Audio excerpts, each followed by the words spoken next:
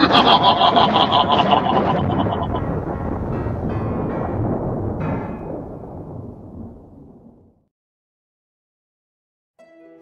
there, scary story fanatics. Welcome back to Cleaving Thought from Bone with your host, Sociopathic. Ever have that one place you can run to get away? Well, what if that's the one place you can't get away from? So, lock your doors and huddle up to your monitors. You're invited to become a member of the Clubhouse.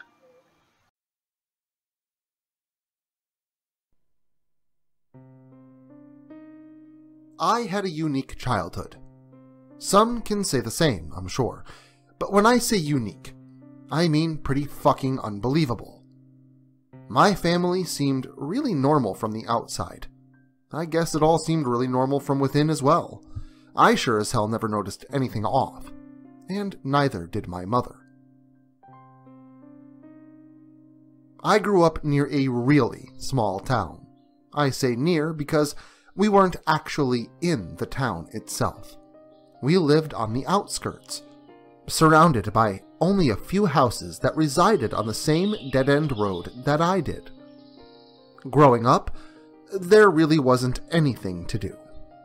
I obviously didn't have any kind of self-transportation as a child, other than my bike, and considering the incredibly hilly terrain, I honestly didn't use it much. I was pretty much resigned to living out my childhood days on a dirt road in the middle of nowhere, with nothing much to do except explore the woods that surrounded the road on every side. The few houses on the road weren't homes to many children. There were a few elderly couples on the road, one vacant house, and one family that did in fact have a child my age. His name was Andrew, and although he was about 2 years older than I was, we were kind of destined to hang out together, facilitated by the seclusion of the area. Andrew and I were introduced shortly after his family's arrival during the summer of when I was 7. Our dads had gotten to know each other and seemed to really hit it off, making it easy for Andrew and I to become really good friends before school had even begun. We spent a lot of time catching frogs, talking about Jennifer from the bottom of the road, an 18-year-old headed off to college. We talked about how we were both going to have really great jobs and move to a city someday. Like most boys that age, we had our own clubhouse nestled deep in the heart of the woods, across the road from my house. It was mostly built of fallen down trees, old 2x4s, and reused plywood, taken from behind my father's shed. For a long time, we had a ton of fun in that place. It was kind of like my first home in a way. There was a little creek that ran behind the fort-like getaway at about a 50-foot distance. I can't begin to fathom how many hours we had spent fishing in that little creek, never catching a thing, but honestly, having some of the best times of my entire life. Really, it all started when I first brought a Playboy magazine down to the clubhouse after school. I had swiped it from my dad's closet in hopes that he wouldn't notice. Looking back now, I guess he probably would have had he not been so preoccupied. Nevertheless, I was able to sneak it out one day after school while he was visiting Andrew's dad.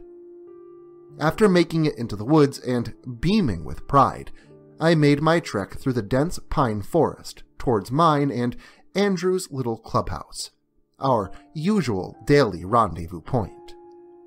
It was late spring and the woods were alive with forest life. Squirrels and other various rodents scampered about as birds searched for their feasts to feed their young.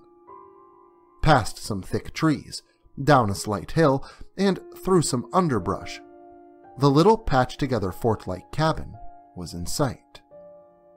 The door was made of the same plywood as the roof, and the front exterior wall boasted a small, dirty glass window that we had found behind an abandoned home up the road. At the time, we were a little apprehensive about taking it, but no one ever said anything because no one ever noticed. the house remaining vacant for as long as I can remember. I had just sat down my backpack on the makeshift table, crafted from empty buckets and yet more used lumber. I waited in anticipation for Andrew to arrive. I pulled the old magazine from inside the book bag, sat down at the table, and began flipping through the pages of naked women, short related articles, and biographies. I maybe had flipped through 3 pages when Andrew had shown up, coming through the swinging door in front of me. Before he could say a word, I held up my father's skin mag with pride, sure that Andrew would be just as enthusiastic as I was. He asked where I had gotten it from, and I told him. He next asked to see it. We spent the rest of that afternoon fighting over who would get to look at it next, and peeking over each other's shoulders. When I had first grabbed it, I had planned on returning it that day when I went home, but I felt a powerful desire to hold on to it and risk the consequences. So, that's exactly what I did. Before it had begun to get dark, we both left that old magazine under the pallet and plywood floor next to the table, and left for home. We both talked about what we would say to our parents and agreed to tell them both that we had gone fishing, just so as to have our story straight. Andrew and I usually had a knack for planning ahead, especially when attempting to get away with something. We had gone through the whole thing, making sure the details were all worked out and in sync, and parted ways for our separate homes once reaching the road. That night I ate dinner with my parents and suffered little inquisition. My father had returned home before I did, but as I said before, he either didn't notice the Playboy I had stolen was missing or chose not to say anything. My mom asked me about school, and I told her, but honestly, at that age, all I could think about was the photos I had seen in my father's skin mag that Andrew had practically memorized. During the following week or so, Andrew and I would practically run out of our houses after school and to our clubhouse in the woods. Although we loved our perverted little treasure, it wasn't long before Andrew asked me if I could possibly grab another one, as his desire for more had risen. I really wanted to steal another one too, but I told him I really didn't want to because I was sure that if I persisted, I most certainly would be caught. Andrew kept at it for a few days, but I held firm because I knew I should quit while I was ahead. Then, one day, Andrew was a little late showing up to our little hut. I didn't think much of it at first, until I saw the enthused, smug look upon his face when he did. I asked him what the hell he was smiling at and what had taken him so long. He didn't say anything. Andrew simply walked past me and placed his backpack next to mine. I asked him again as he unzipped the small pocket in the front and pulled out a pair of Polaroid photos. I had no clue what I was about to see, but I thought I did at the time. I went to take them out of his hands before he snapped them back from my grasp. I then asked him what they were, and he turned them around, one in each hand for me to see. The first photograph, the one in his right hand, showed a full frontal view of a topless, blindfolded girl, arms outstretched and hands out of frame. Her hair was long and brown, her eyes covered by a thick blue cloth, and lower half of her body, naked, disappearing out of frame just below her navel.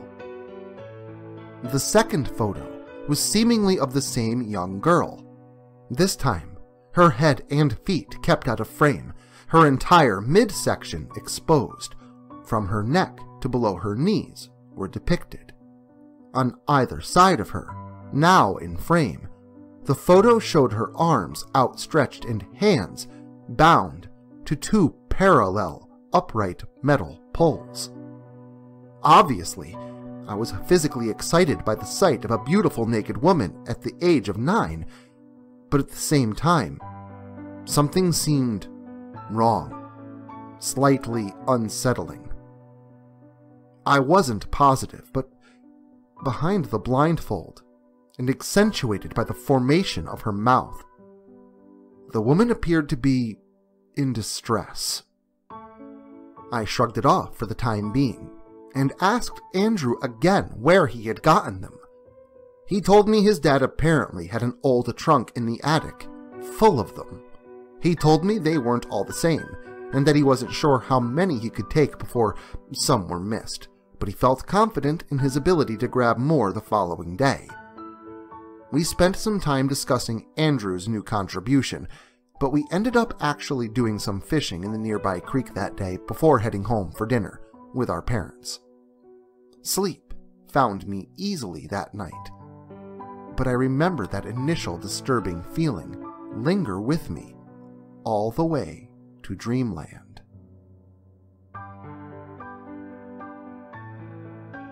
The next day, I once again headed into the woods, first checking with my mother after school. I didn't waste any time getting there, but I really wasn't in as big of a hurry as one may expect. I was a little apprehensive about what Andrew could bring today. Boy, was I ever right to feel that way. Andrew indeed showed up much like he did the previous day, wearing a shit-eating grin. He nodded his head in agreement when I proceeded to ask him if he had brought another photo. He pulled a similar Polaroid out of his backpack yet again and handed it to me. I really didn't understand why in the fuck he would want to show me this.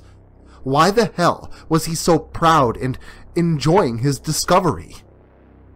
The photo depicted the same girl in the pictures from the previous day, only this time, her entire body and much of her surroundings were in frame. She was obviously in misery, her face frozen in terror, seemingly trying to scream out through the picture in my hand. Her ankles were bound to the same poles as her corresponding wrists. Her abdomen dripped with blood and gore, as Andrew's father could easily be distinguished, slicing a large hole in the girl's abdomen. I didn't understand the symbolism at the time, but I clearly remember the mental images I have of the numerous upside-down crosses painted on the stone wall behind her. Below her resided a shining metal bucket, in which her internal organs and fluids had begun spilling into. I dropped the picture on the ground and began trembling. Andrew just laughed and called me a pussy. I told him that that shit wasn't right and that we had to tell someone. When he started laughing at me, I told him that if he didn't, I would. That's when Andrew pulled a second photograph from his backpack and extended his hand out to me in an attempt to give it to me.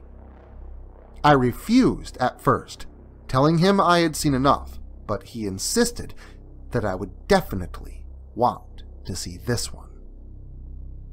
I hesitantly took the picture from his hand and looked down into the small, glossy rectangle.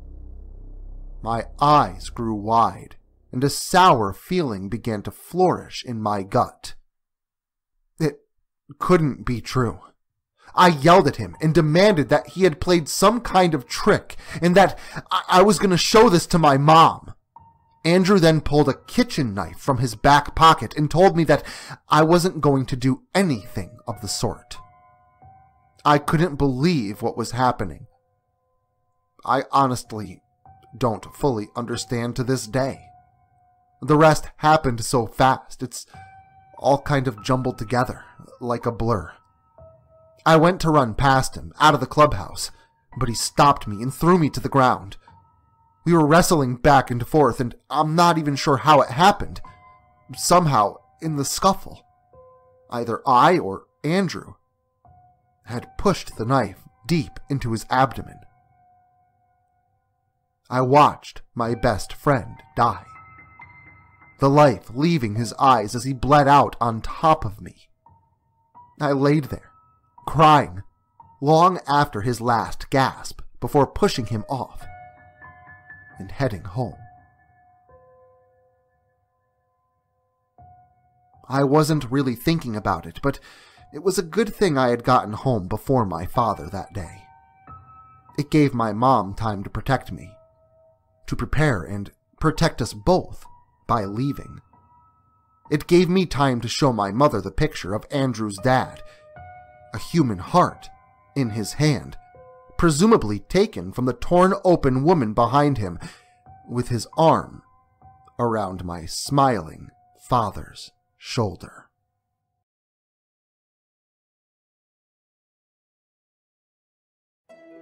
Well, I don't know about you, but that goes to show you that friends are only enemies that you give the benefit of the doubt to. Though, a stab in the back is more of a tickle to some. But if you're up for more pain at the hands of your friends, as in yours truly, then make sure to come back again next weekend.